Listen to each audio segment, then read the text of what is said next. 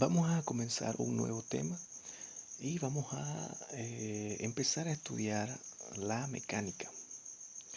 La mecánica es una rama principal de la física dedicada al estudio del movimiento. ¿Ok? Entonces, dentro de la mecánica se encuentra la cinemática, que es lo que vamos a estudiar en esta clase. Entonces, la cinemática es parte de la mecánica que se ocupa del estudio y la descripción del movimiento de los objetos sin tener en cuenta las causas que producen esos movimientos. Entonces, ¿pero qué es movimiento? Movimiento es el cambio de posición que sufre un objeto, un cuerpo o una persona al trasladarse de un lugar hacia otro. Entonces, dentro de la cinemática se encuentra el movimiento rectilíneo uniforme con sus abreviaciones MRU y el movimiento rectilíneo uniformemente variado, que lo vamos a estudiar más adelante. Vamos a empezar estudiando este movimiento rectilíneo. Como bien su nombre lo dice, es un movimiento en línea recta. Entonces, y tiene las siguientes características. Este movimiento se mueve en línea recta, como lo dije anteriormente. Tiene una velocidad constante. ¿Qué quiere decir velocidad constante? Que no va a cambiar en ningún intervalo. Siempre la velocidad va a ser la misma en todos los intervalos que se desplace o que se mueva el objeto. Este movimiento MRU no tiene aceleración. Por lo tanto, la aceleración es nula. Y la última característica que tiene es que la distancia recorrida es directamente proporcional al tiempo. ¿Ok? Esas son las características del movimiento rectilíneo uniforme, MRU. Ahora, las fórmulas que se utilizan son estas tres de acá, que son muy conocidas ya por nosotros. Velocidad, la del tiempo y distancia. Esas son las fórmulas básicamente que se utilizan. Ahora, también se utiliza esta fórmula o esta expresión matemática de XF, X sub 0, B por T.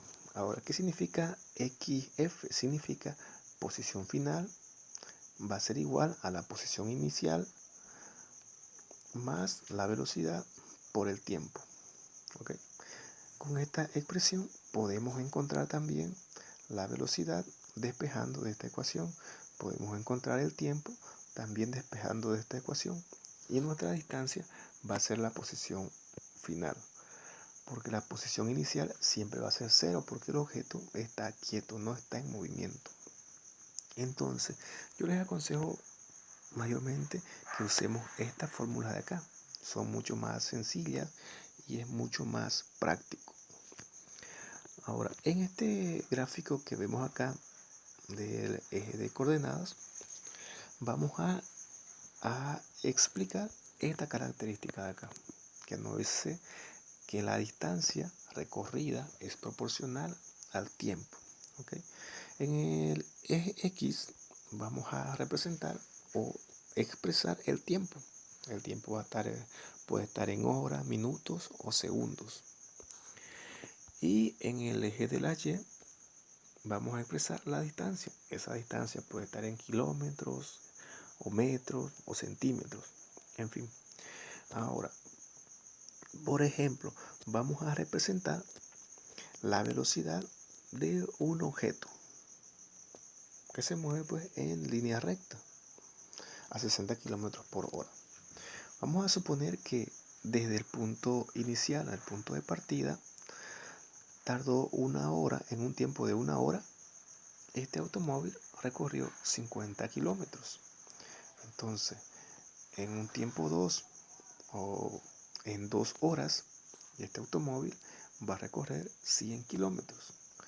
Y en 3 horas, este automóvil va a recorrer 150 kilómetros.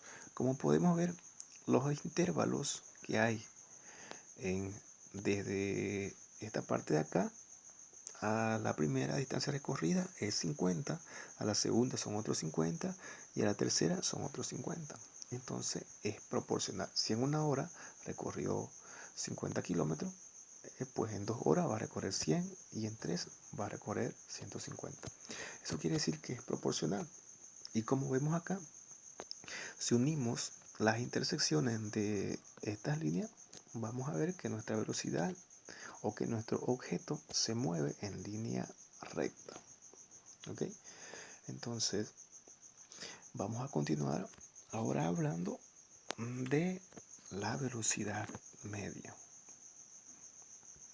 ¿Qué es la velocidad media?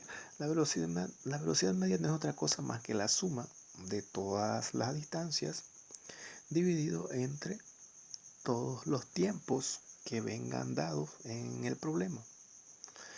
De otra manera nos quedaría así, que mi velocidad media es igual a la distancia 1 más la distancia 2 más la distancia 3 y mi n distancia pues que vengan en el enunciado o en el problema, dividido entre el tiempo 1 más el tiempo 2 más el tiempo 3.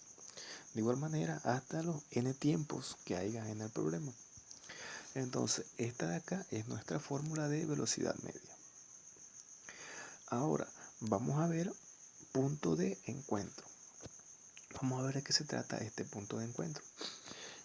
Para resolver ejercicios del punto de encuentro vamos a utilizar estas mismas fórmulas de acá. Estas tres formulitas.